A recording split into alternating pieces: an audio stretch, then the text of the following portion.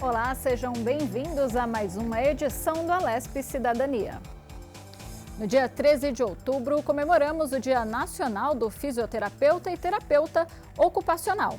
Para falar um pouquinho sobre essa profissão com a gente, temos a doutora Juliana Abiliar, que é fisioterapeuta e doutora em saúde.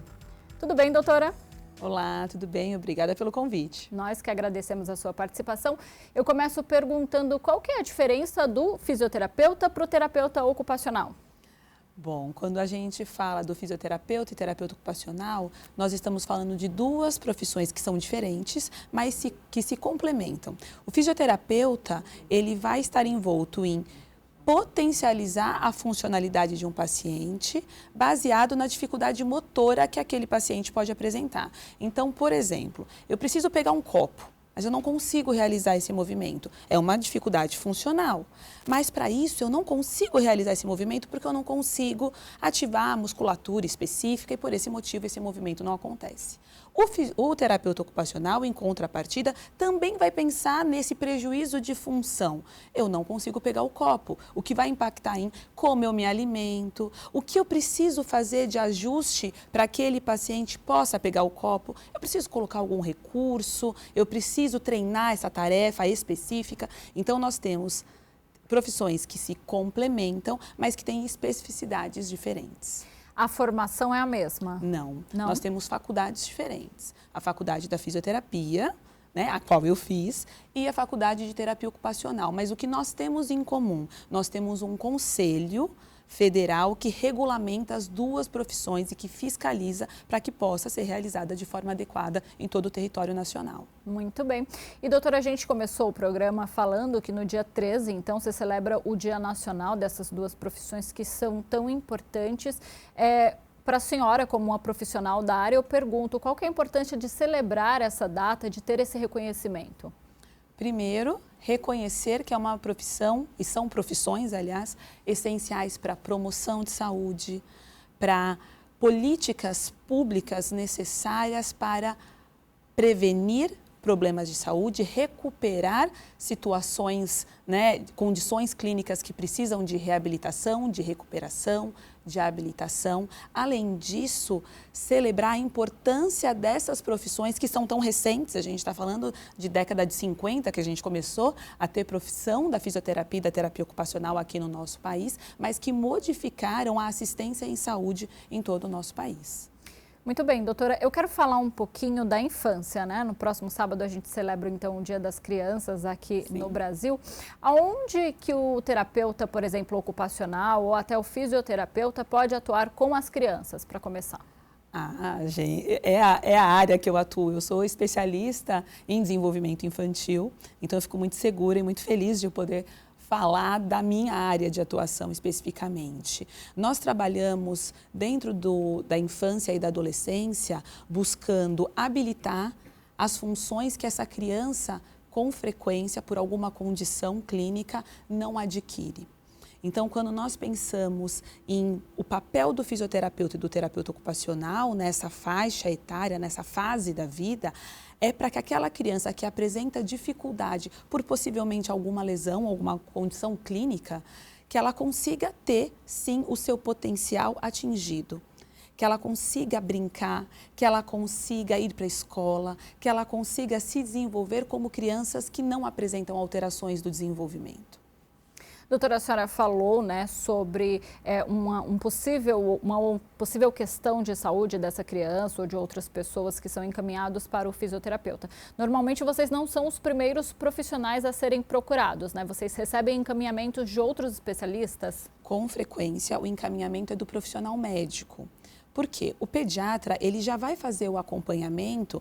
No primeiro ano de vida, a gente tem a puericultura. Então, o pediatra vai fazer o acompanhamento mensal da criança e quando ele detecta alguma alteração no desenvolvimento, ele encaminha ou ele pode encaminhar para um fisioterapeuta ou terapeuta ocupacional, mas isso não é mandatório.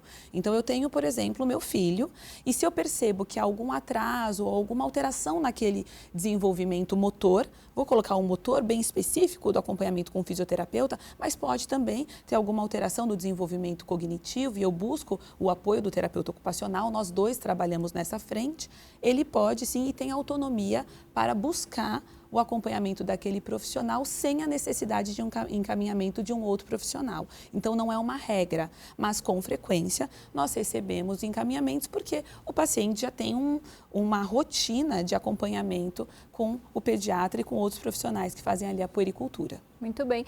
E como que funciona na prática a fisioterapia infantil? Bom, a fisioterapia infantil, ela vai estar envolta em potencializar a funcionalidade de uma criança. Isso parece meio complicado, então eu vou tentar melhorar essa fala para ficar mais simples. Quando eu falo em funcionalidade, eu falo o que aquele sujeito, que pode ser criança ou pode ser um adulto, deveria estar fazendo e que ele não faz. Bom, então eu tenho uma criança que não consegue caminhar ainda. Esse é sempre um marco importante, né? O andar. Por que ele não faz isso? Ele não faz porque ele teve alguma alteração, alguma lesão cerebral, e aí faz com que essa ativação muscular não aconteça, de forma bastante simplificada. O fisioterapeuta vai buscar, por meio de atividades lúdicas, ativas, do brincar, que essa criança tenha estratégias para realizar esse andar. Muitas vezes a gente vai precisar de recursos, a gente vai precisar de dispositivos, a gente vai precisar de muito trabalho de orientação parental para que essa função possa ser estabelecida se nós tivermos uma criança com prognóstico para realizar o andar. O que é prognóstico? Que essa criança tenha, dentro do esperado para aquela condição clínica, a capacidade de andar. Ou se ela não tiver esse prognóstico, essa criança também precisa ir de um ponto a outro. E o máximo de autonomia é necessário para todos nós. Eu não quero que ninguém me conduza. Eu quero poder levar a minha cadeira de rodas. Ou eu quero pegar o meu andador e ir até um ponto. O nosso papel, tanto do fisioterapeuta quanto do terapeuta ocupacional, em situações complementares, é buscar as estratégias para que aquela criança tenha o seu desenvolvimento e a sua autonomia garantida. No caso da criança, então, vocês acabam atuando com toda a família, né? Com toda a família. A prática que hoje é estabelecida é uma prática centrada na família. Então, o que quer dizer essa prática centrada na família? Eu, terapeuta, não vou definir um objetivo para aquela criança que não seja a necessidade daquela criança e daquela família.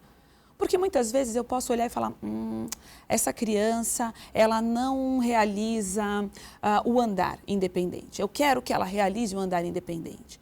E a questão daquela família não é essa habilidade, e sim que ela precisa, dentro da casa dela, se manter sentada e realizar a sua alimentação com independência. Qual que é a queixa? É a família. Não é o meu olhar de terapeuta que vai definir um objetivo. Então, a minha prática é centrada no que a mãe, no que o pai e no que a criança, acima de tudo, quando ela pode relatar, o que ela me traz. E aí eu vou definir junto com a família um programa em que vai ter o papel do fisioterapeuta e do terapeuta ocupacional dentro do ambiente clínico e uma continuidade do tratamento em todos os espaços que aquela criança frequenta. Então, o que a gente pode fazer em casa? Onde essa criança está em casa? Eu quero que essa criança fique sentada por mais tempo. Eu tenho que potencializar essa atividade, eu tenho que repetir essa atividade. Não dá para ela ficar deitada no sofá. Não dá para ela ficar deitada na cama vendo a tela, porque isso não vai fazer com que ela se alimente sozinha, se esse for o objetivo da família. E eu vou precisar que essa criança na escola tenha também essa exposição a essas experiências sensoriais e motoras, porque senão esse aprendizado não se estabelece.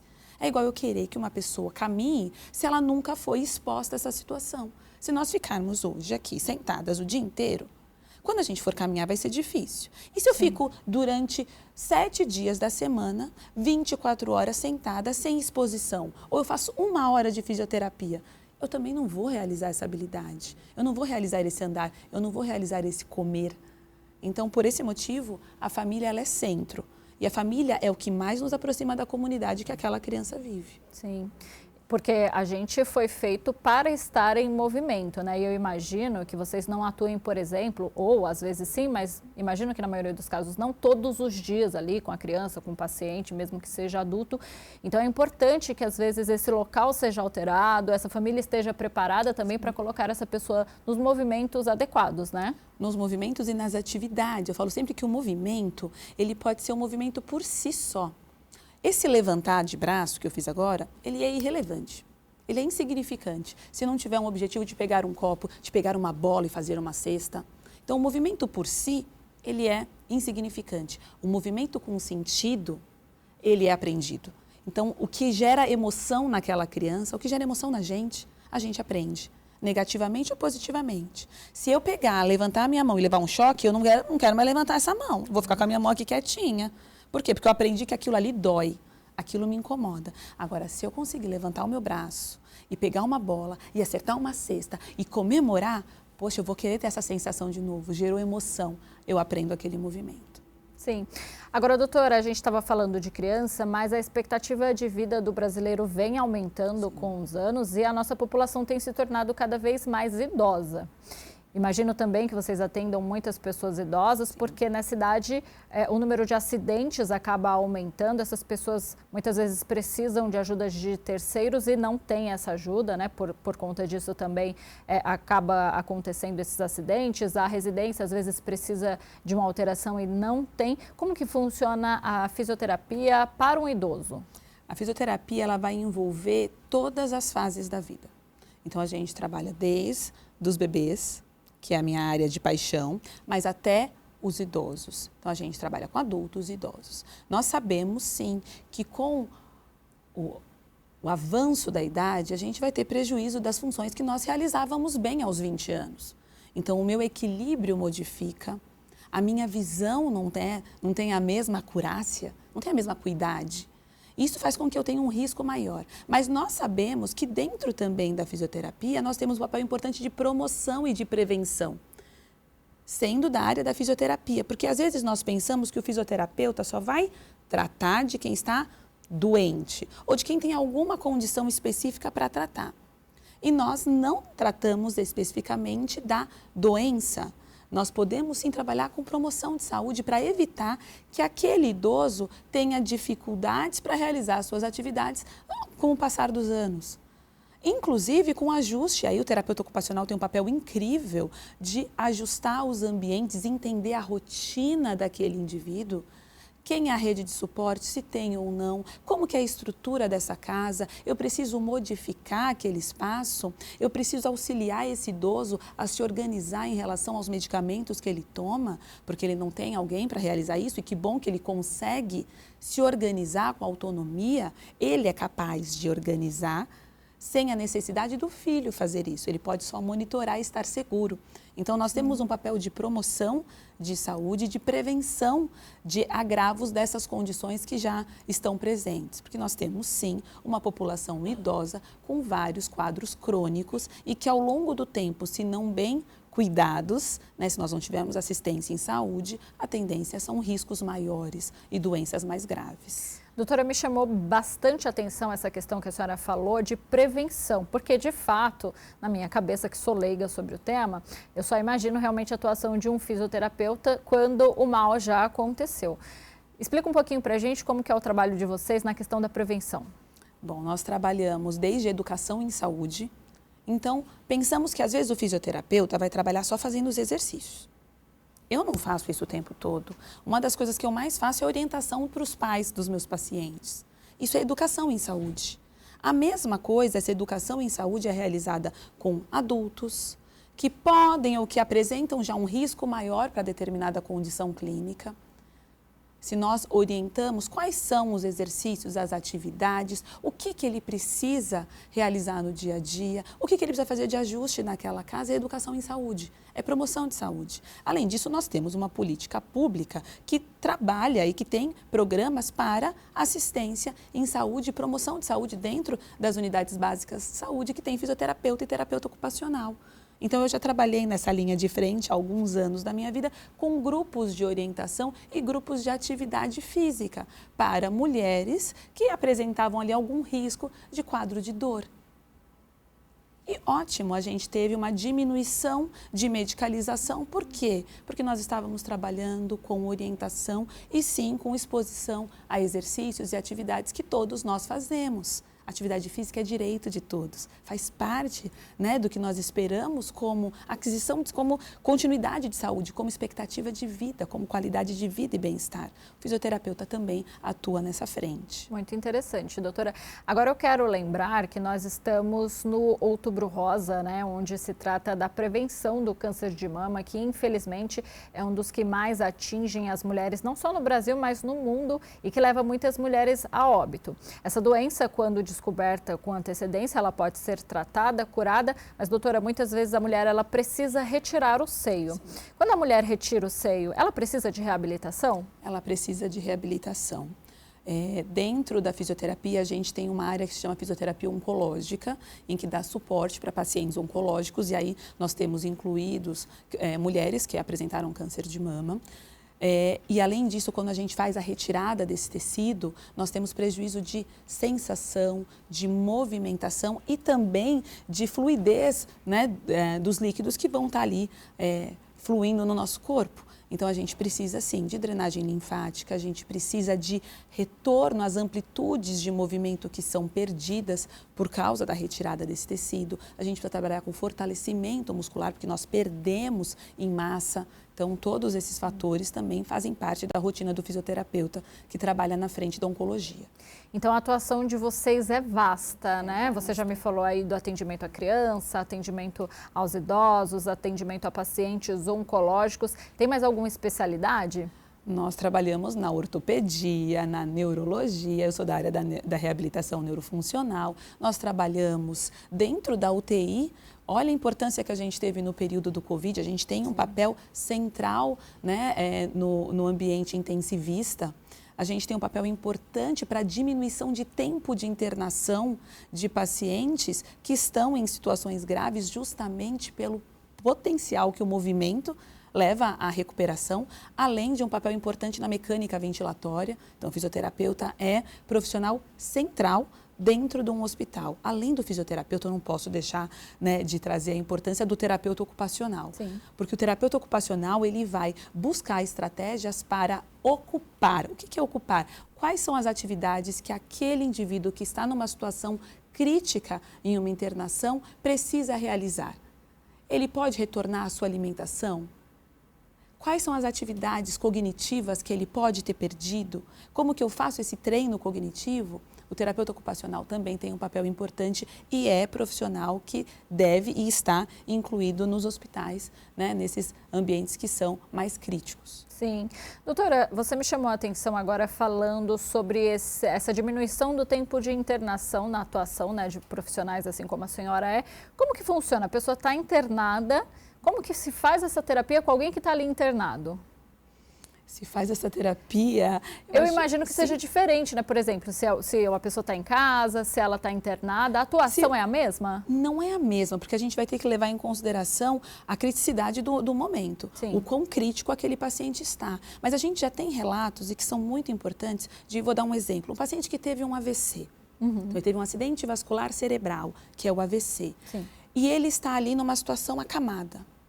Ele já, ao início do acompanhamento, muito precocemente, de forma precoce, né, em torno de 24 horas a 72 horas, o fisioterapeuta já vai começar a colocar aquele paciente sentado. E isso leva a uma mudança funcional de retorno às suas atividades que é clinicamente relevante.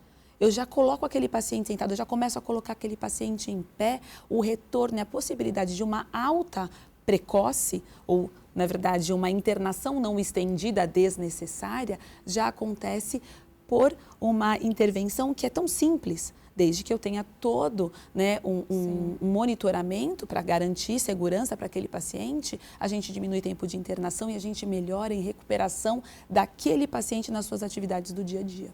A senhora citou AVC, normalmente a pessoa de fato fica debilitada e a senhora bem disse, o tempo de socorro é muito importante para evitar maiores sequelas, então vocês acabam atuando com o corpo inteiro da pessoa, né? Quando a gente fala de AVC, às vezes a pessoa fica com alteração na face, é também o fisioterapeuta ocupacional que age para a recuperação desses movimentos? Quando a gente pensa no AVC, a gente pensa numa alteração motora global. Né? Então, nós temos tanto o fisioterapeuta quanto o fonoaudiólogo, o terapeuta ocupacional também, trabalhando de forma integrada para retorno da deglutição da capacidade, né, de engolir os alimentos. A gente também pensa no retorno de comunicação. Muitos desses pacientes perdem a capacidade de comunicação nesse primeiro momento e precisam de um acompanhamento específico do fonoaudiólogo. Além disso, a gente tem uma alteração de movimento global, então alteração de membro superior, né, dos braços, das pernas. Então, a gente fica com um lado, com frequência, mais comprometido e um outro lado um pouco menos comprometido. O fisioterapeuta vai intervir diretamente para que a gente tenha uma possibilidade de recuperação daquela função comprometida a partir do momento que ele inicia o acompanhamento precocemente. Isso já no ambiente hospitalar é essencial. Muito bem. E a senhora citou os pacientes de Covid. Muitos pacientes de Covid ficaram com dificuldades respiratórias. E aí precisam, talvez, se eu estiver errada, a senhora me corrija, reaprender a respirar para recuperar essa força pulmonar, talvez. Sim. Vocês também atuam nesse sentido? Sim, o papel do fisioterapeuta entra também dentro do ambiente hospitalar para retorno de força e de controle da respiração, do mecanismo, né, da respiração. Mas, além disso, muitos desses pacientes, eles receberam alta, mas eles ainda apresentam prejuízo de capacidade pulmonar, de função pulmonar. E aí eles fazem um acompanhamento, ou devem fazer o acompanhamento, por um fisioterapeuta que realiza exercícios de fortalecimento de musculatura, de treinamento muscular respiratório, tanto inspiratório quanto expiratório, num ambulatório, não dentro do hospital. Numa clínica, num consultório, né, na UBS, há exercícios para retorno de força muscular respiratória. Quem também faz esse papel é o fisioterapeuta, é o profissional que é o que se dedica a trabalhar nessa recuperação de função. Muito interessante. Para você que está chegando agora no Alesp Cidadania, nós estamos falando da importância do profissional de fisioterapia e de terapia ocupacional. Nós estamos com a doutora Juliana Bilhar, que é fisioterapeuta e doutora em Ciências da Saúde. Doutora, agora eu pergunto sobre acidentados. Infelizmente, o número de acidentes de trânsito ainda é muito grande, principalmente aqui no estado e na capital paulista, onde o trânsito é muito cheio sempre. O terapeuta ocupacional também é uma figura muito importante nesse sentido, eu imagino que até é essencial, né? O terapeuta ocupacional, pensando, por exemplo, se eu tenho um paciente, né, então um indivíduo que estava no trânsito, teve ali um acidente, teve uma fratura, precisa agora retornar às suas capacidades, né, às suas atividades, mas ele precisa da implementação de um dispositivo. O que é esse dispositivo ali? Ele vai precisar, para conseguir realizar esse caminhar ou essa atividade, de um andador, de uma bengala. Quem vai fazer essa prescrição, ou quem também tem competência técnica para isso, é o terapeuta ocupacional.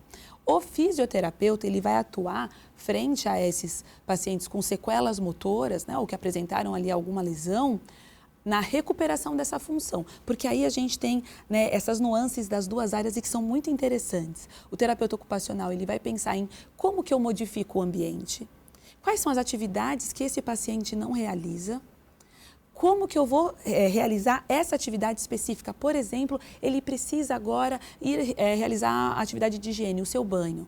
Como que está esse banheiro? Como ele vai precisar de um banco? Como que eu vou treinar essa atividade de vestuário com ele? Quem faz isso? O terapeuta ocupacional com excelência. O fisioterapeuta.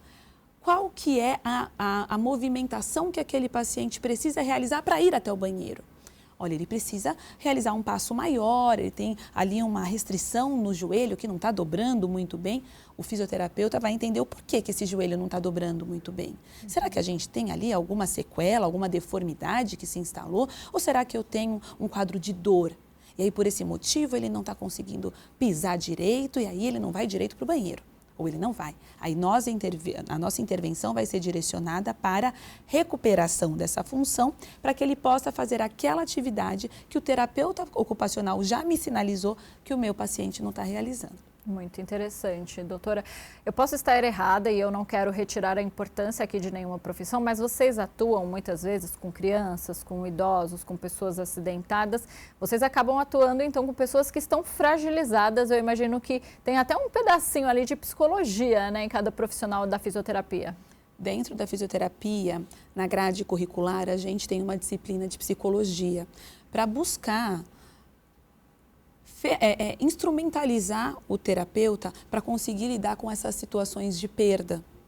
Porque são situações de perda. Quando você tem um paciente que teve uma perda de função, ele tem todo um sofrimento por essa perda. E a gente precisa ter uma fala, um olhar que consiga auxiliar aquele paciente para restabelecimento daquela função.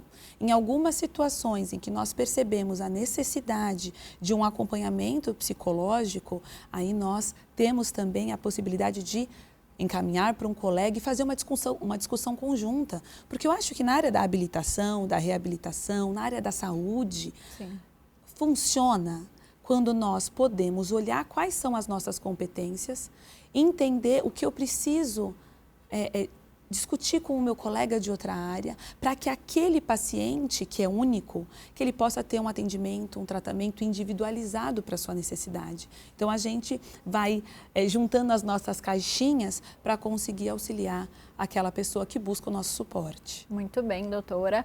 Infelizmente, a gente está chegando muito pertinho do fim do nosso tempo aqui de programa, mas eu quero então enaltecer essa profissão que é tão importante para todas as pessoas em todas as faixas etárias e em diversas situações. Como a gente começou o programa falando, no dia 13 de outubro é celebrado então o Dia do Fisioterapeuta e o Dia do Terapeuta Ocupacional. E aqui na Assembleia Legislativa de São Paulo a gente tem o projeto de lei 435 de 2017, que busca estabelecer também aqui no estado de São Paulo o dia desses profissionais. Doutora, eu vou pedir para a senhora falar então qual que é a importância da atuação do poder público no reconhecimento da sua profissão e de profissionais assim como a senhora. Políticas de saúde envolvem o poder público porque é dali que vai permitir que a gente tenha a nossa profissão consolidada e que seja de acesso a todos. Então, acho que a importância de políticas de saúde é entender que aquele profissional ele leva a melhora de saúde dessa população. Sim. E a partir dessa construção de raciocínio, onde eu entendo que, poxa, esse profissional ele diminui internação, ele leva a melhora de qualidade de vida desta população, ele me leva a melhora de participação de indivíduos que não realizam as suas atividades sociais, porque há ali uma restrição da sua função. Isso vai levar a uma mudança positiva em saúde desta população. Então, é essencial que a gente tenha, assim, políticas e todo um olhar voltado para que a gente pense em assistência em saúde integral. Muito bem, doutora. Desde já eu quero agradecer a sua participação. Vou pedir para a senhora fazer suas considerações finais. Eu gostaria de agradecer ao convite. Fico muito feliz de estar aqui falando sobre o que eu faço, sobre o meu ofício e sobre o que eu amo fazer. E espero que esse bate-papo, que essa conversa possa aí abrir sempre horizontes para a nossa área da fisioterapia e terapia ocupacional, que é tão importante e relevante em assistência em saúde da nossa população. É isso, doutora. Muito obrigada, então, pela sua participação. Seja sempre muito bem-vinda aqui na Rede Alesp. Eu que agradeço. Para você que perdeu alguma parte do nosso programa, você pode acompanhar ele completo pelo nosso canal do YouTube, Rede Alesp. Hoje nós falamos sobre fisioterapia e terapia ocupacional. Nós nos encontramos em breve na programação da Rede Alesp. Até mais!